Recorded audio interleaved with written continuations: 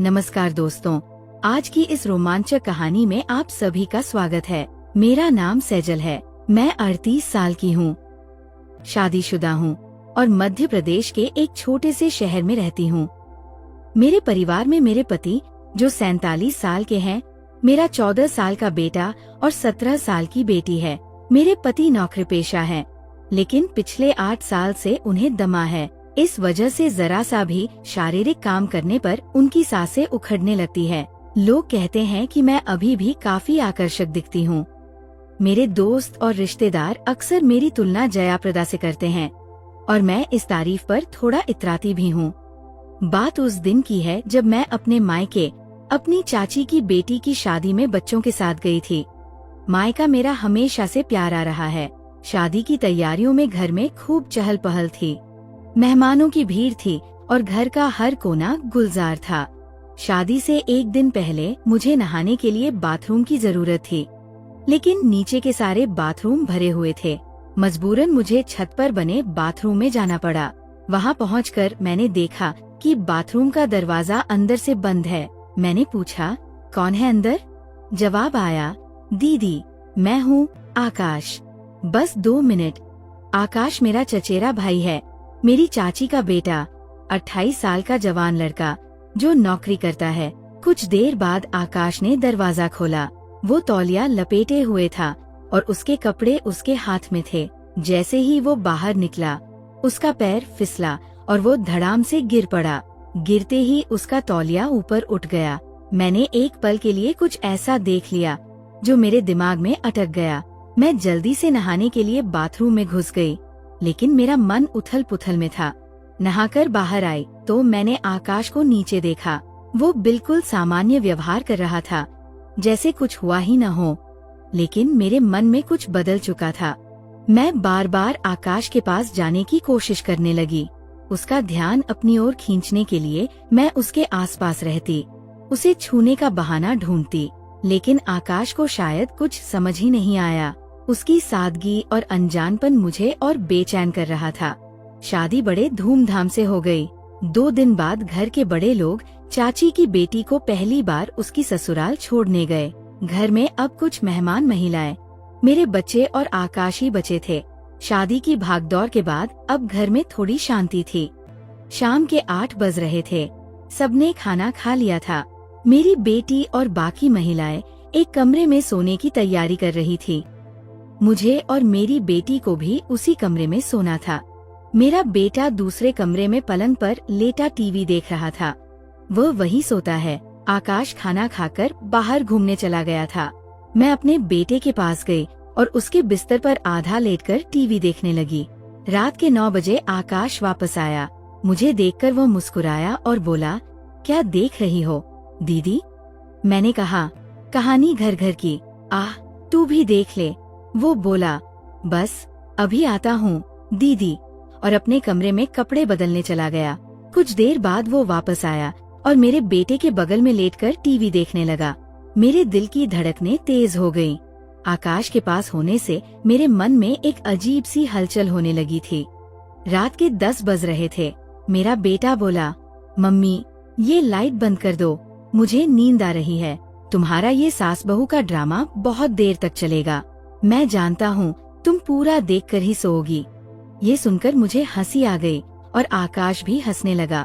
उसने कहा, हाँ दीदी, लाइट बंद कर दो, मेरी आंखें भी भारी हो रही हैं, मैं भी जल्दी सो जाऊंगा। मैंने कहा, ठीक है, और उठकर लाइट बंद कर दी। फिर उसी बिस्तर पर अपने बेटे के पास लेटकर टीवी देखने लगी। अब दीवार की तरफ आकाश था, फिर मेरा बेटा और फिर मैं। कुछ देर बाद मेरा बेटा सो गया।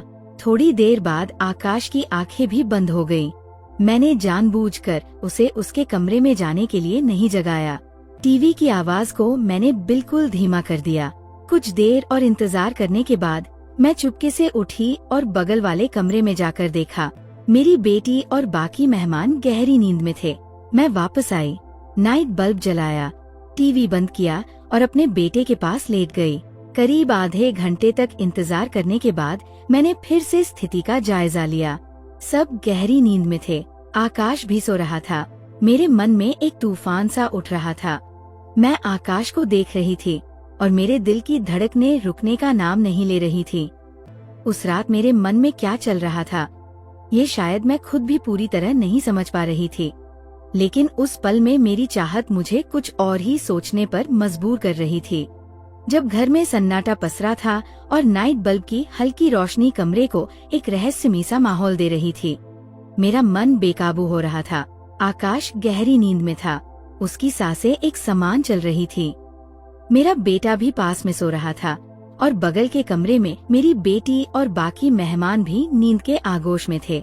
मैं बिस्तर पर लेटी थी, लेकिन नींद मेरी आँखों से कोसों दूर थी। आकाश का चेहरा, उसकी मासूमियत और वो अनजाना पल जो मैंने बाथरूम के बाहर देखा था, मेरे दिमाग में बार बार घूम रहा था।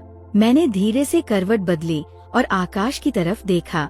उसका चेहरा नाइट बल्ब की रोशनी में हल्का हल्का चमक रहा था। मेरे मन में एक अजीब सी बेचैनी थी। मैं जानती थी कि जो मैं सोच रही हूँ वो गलत है। मैं एक शादीशुदा औरत हूँ, 2 बच्चों की माँ हूँ और आकाश मेरा चचेरा भाई है। लेकिन उस पल में मेरे दिल और दिमाग के बीच एक जंग छिड़ी हुई थी। मेरी चाहत मुझे कुछ करने के लिए उकसा रही थी और मेरा विवेक मुझे रोक रहा था। मैंने धीरे से अपनी जगह से उठने की कोशिश की, लेकिन मेरा बेटा हल्का सा हिला। मैं रुक गई, डर के मारे मेरी सांस थम सी गई। कुछ पल रुककर जब मुझे यकीन हो गया कि वो फिर से गहरी नींद में है, मैंने हिम्मत जुटाई और धीरे से बिस्तर से उठी। मेरे कदम कांप रहे थे, लेकिन मैंने खुद को संभाला और आकाश के पास गई। वो अभी भी गहरी नींद में था। मैंने एक बार फिर चारों तरफ नजर दौड़ाई, ये सुनिश्चित करने के लिए कि कोई जाग तो नहीं रहा। सब कुछ शांत था। मैं आकाश के बगल में बैठ गई, मेरे हाथ कांप रहे थे। मैंने धीरे से उसका कंधा छुआ, जैसे उसे हल्का सा हिलाकर देखना चाहती थी, लेकिन वो नहीं जागा। मेरे मन में एक तूफान सा उठ रहा था। मैंने खुद से कहा, सेजल, तू क्या कर रही है? ये गलत है। लेकिन मेरे शरीर ने मेरे दिमाग की बात नहीं मानी। मैंने धीरे से उसका हाथ पकड़ा। उसका हाथ गर्म था और मेरे स्पर्श से वो हल्का सा हिला। उसकी आंखें खुली और वह थोड़ा चौंक सा गया। दीदी, उसने धीमी आवाज में कहा, जैसे नींद में ही हो। शश, कुछ मत बोल, मैंने फुसफुसाते हुए कहा। मेरी आवाज में एक अजीब सी कशिश थी, जो शायद मुझे भी नहीं पता था कि कहाँ से आई। आकाश ने आंखें मलते हुए मुझे देखा। क्या हुआ दीदी, सब ठीक है? उसने पूछा। उसकी आवाज में मासूमियत थी। मैं कुछ पल के लिए चुप रही। मेरे मन में सैकड़ों बातें एक साथ दौड़ रही थीं। मैंने कहा, हाँ, सब ठीक है, बस नींद नहीं आ रही थी। वो हल्का सा मुस्कुराया और बोला, तू टीवी चला ले या बाहर चले, थोड़ा टहल ले। उसकी सादगी मेरे दिल को और पिघला रही थी। नहीं, बस यहीं बैठ, मैंने कहा और उसका हाथ और कसकर पकड़ लिया। मुझे नहीं पता था कि मैं क्या चाहती थी, लेकिन उस पल में मैं बस आकाश के करीब रहना चाहती थी। वो थोड़ा असहज सा दिखा, लेकिन कुछ बोला नहीं। शायद उसे समझ नहीं आ रहा था कि मैं क्या चाह रही हूँ। मैंने धीरे से उसका चेहरा अपनी तरफ किया और उसकी आंखों में देखा। उसकी आंखों में एक सवाल था, लेकिन वो चुप रहा। मेरे दिल की धड़कनें इतनी तेज थी कि मुझे लग रहा था कि वह भी उन्हें सुन लेगा। आकाश, मैंने धीमी आवाज में कहा, तू बहुत अच्छा है। वो हल्का सा हंसा और बोला, दीदी, आप भी तो अच्छी है, लेकिन इतनी रात को ये सब बातें क्यों? मैंने जवाब नहीं दिया। मेरे पास कोई जवाब था भी नहीं। मैंने बस उसका हाथ और कसकर पकड़ा और धीरे से उसके करीब सरक गई। उसने एक बार फिर मेरी तरफ देखा। इस बार उसकी आंखों में थोड़ा डर और थोड़ा आश्चर्य था। दीदी, ये ठीक नहीं है, उसने धीरे से कहा और अपना हाथ छुड़ाने की कोशिश की। उसके शब्द मेरे लिए एक झटके की तरह थे। मैं एकदम से रुक गई। मेरे चेहरे पर शर्मिंदगी और डर दोनों छा गए। माँ, मुझे माफ कर दे। आकाश, मैंने हड़बड़ाते हुए कहा। मुझे नहीं पता मैं क्या कर रही थी। आकाश ने कुछ नहीं कहा। वो बस चुपचाप उठा और अपने कमरे की तरफ चला गया। मैं वहीं बिस्तर पर बैठी रही। मेरे आंसू रुकने का नाम नहीं ले रहे थे। मैंने खुद को कोसना शुरू कर दिया। सेजल, तूने ये क्या कर दिया? तूने सब कुछ दाव पर लगा दिया। उस रात मैं सो नहीं पाई। सुबह होने तक मैं अपने विचारों में उलझी रही। आकाश ने अगले दिन मुझसे सामान्य बात की, जैसे कुछ हुआ ही न हो। लेकिन मेरे मन में एक भारीपन था। मैं जानती थी कि मैंने एक गलती कर दी थी और अब मुझे उसका बोझ हमेशा ढोना पड़ेगा। तो दोस्तों, ये थी हमारी आज की कहानी। अगर आपको पसंद आए तो लाइक कर दें और हमारे चैनल को भी सब्सक्राइब कर लें। मिलते हैं अगले वीडियो में। तब तक के लिए धन्यवाद।